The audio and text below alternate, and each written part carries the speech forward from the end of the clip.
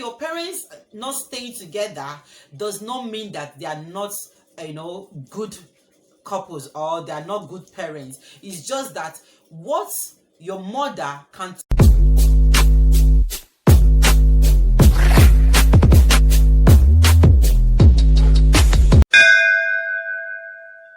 Hello, welcome to my channel again. My name is Nancy Amadi. Thank you for stopping by once again. And in today's video, I'm going to be reacting to Dyna Ekweme's video which she made about her parents being separated, and she asked, or she wondered, why her parents can't be best couples when they are best parents, right? And she talked about the trauma she and her siblings went through coming from a broken home. Now I'm going to be reacting not in a negative way but in a positive way, because I am also coming from a broken home and I know what it is, or how it feels to come from a broken home. In short, just imagine whatever you can imagine about a child going through bad things from the hand of the stepmother. Just whatsoever it is that you can visualize, just visualize it on this person sitting down here, that I have been through it. So I know, I can be able to talk from the aspect of coming from a broken home and also closely hitting that same issue in my own relationship again. And then I'm also going to be talking about why women stay in bad marriages, or why couples still stay in relationship when they are supposed to be separated. And you also hear the women say, I'm staying because of the children. Now, if this is a video, or if it's something you would like to listen to or watch, please don't touch your phone, keep watching. And if today is your first time, please remember to subscribe. Press on that subscription button, that subscribe button. It is free. It's so that you'll be notified when I upload a new and interesting video. And remember to click on the bell notification. Thank you. Keep watching. Now, I grew up in a family where my parents are separated, right? And my mother left, and my father got married to another woman who became my stepmother, and I was actually really maltreated. As in, I was maltreated that I ran out of home one day. Talk about why women stay in relationship that is not working, and they say it's because of the children. Truly is because of the children, also because of society. Right now, one reason why women stay in a bad relationship or in a bad marriage because of their children is because when there is separation, so many things happen to the children. Like, for example, divided attention, because the man moves on by getting married to another woman. Thereby, the attention that he is going to give to the children is divided, because he's going to be giving that attention to the new person and the children. Society will also tag the children, so many things so I paid my own price of being traumatized based on the fact that my parents were separated. And I was like, okay, when I get married, I'm not going to have issue in my marriage. Whatever is going to cause issue, I'll avoid it. In short, I will just be apologizing to my spouse to avoid anything problem. And when I got married, I saw myself doing that, right? Because I don't want to have a broken home and my children suffer what I suffered. So I eventually apologize for everything and for nothing. I don't know if you get me. So I actually also cause problem. That's why sometimes in life it's not good to say never. It's not good to say it can never happen to me, because we don't know how we'll react when things happen to us. And life is funny. Life gives us that thing that we try to run away from. Life gives it to us and say, okay, let me see what will happen to you. You say this thing cannot happen to you, right? Let me give it to you and see what will happen. What will you do? So I was actually in that, in that state whereby I kept on apologizing until someday I heard my spouse telling someone that I am the one always looking for issues, because why I'm always apologizing. And that person told my spouse that no, that someone is always apologizing does not mean that it's the person that is always causing issues, right? It's just that the person values the relationship or the peace of the relationship more than pride or ego.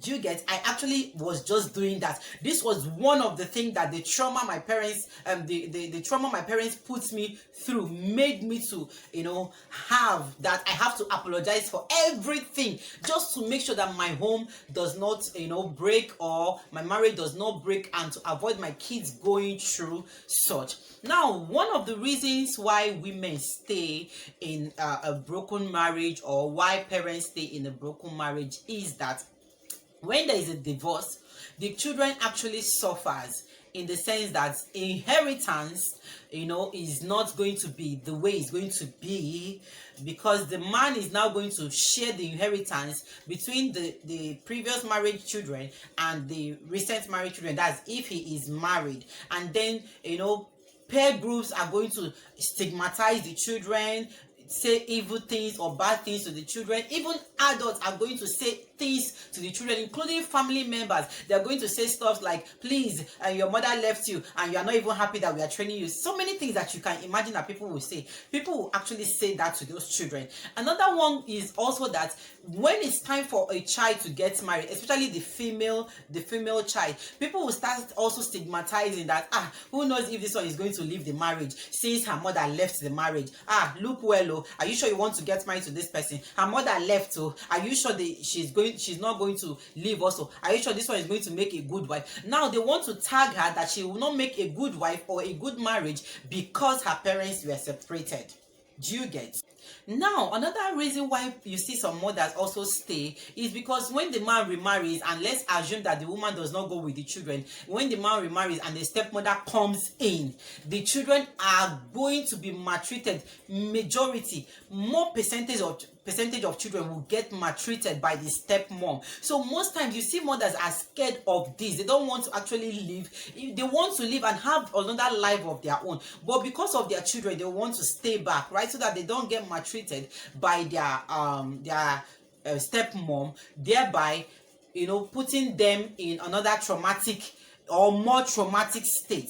Another one again is parents also have a role in what happens in the marriages of their children, in the sense that you see parents, when they are giving out their daughters in marriage, they will tell the daughter, we don't need you to come back, you don't have any house here, there is no home for you here, stay in your marriage, make it work, don't do this, don't do that, stay there. Now when issues start happening in the marriage, the child just feels, I don't have anywhere to go, I have to stay here, and it makes most of these men behave unduly to the woman, because they know that the woman can't go back to their father's house, they will not be welcome, they have to stay in the marriage. So it makes the men behave unduly. I think it's time parents start reasoning differently, letting the daughter or the man that came to ask for the daughter's hand in marriage to know that I'm not selling my child to you.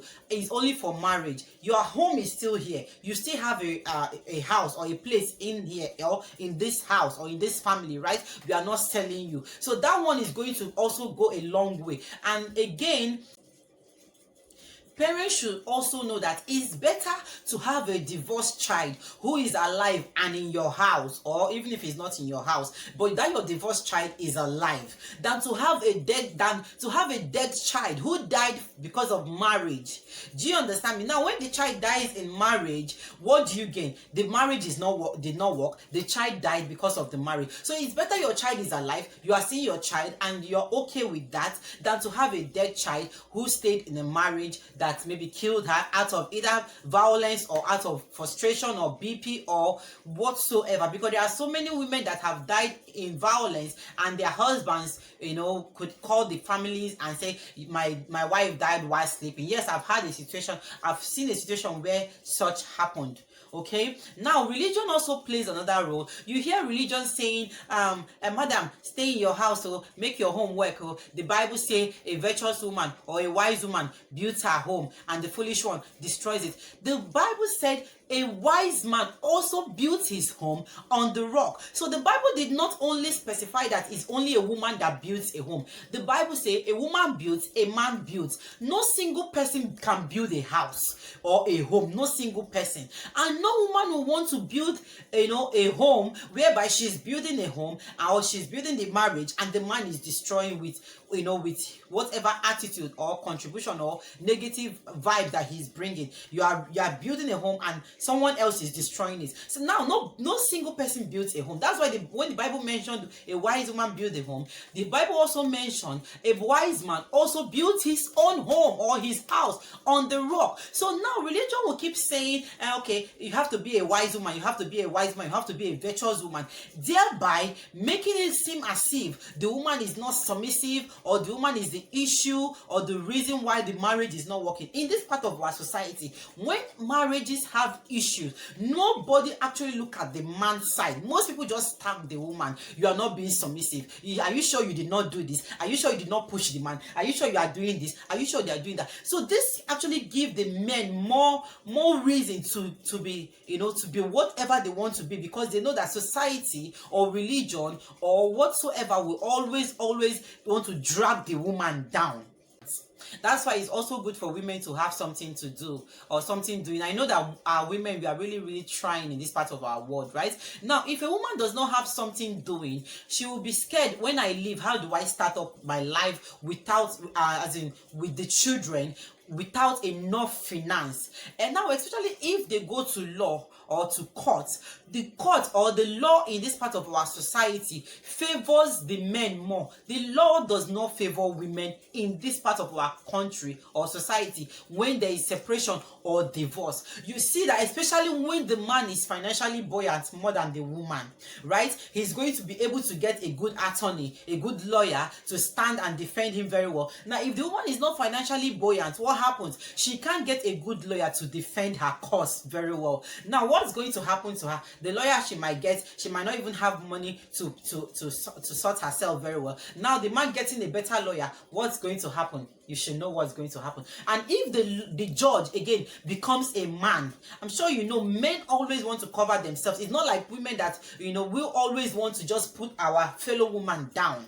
But men, you see that they always want to cover themselves. They always want to make sure that they are not brought down. So if the lawyer or the judge, happens to be a man, most times sentiments might come in. Yes, we are humans. Sentiments might come in, and the court or the law will go against the woman and favor the men more, especially if the man has more money. That's why you see most women, when they are well-to-do or when they are independent and there is an issue on separation or divorce, they just carry their kids. The law can't say much.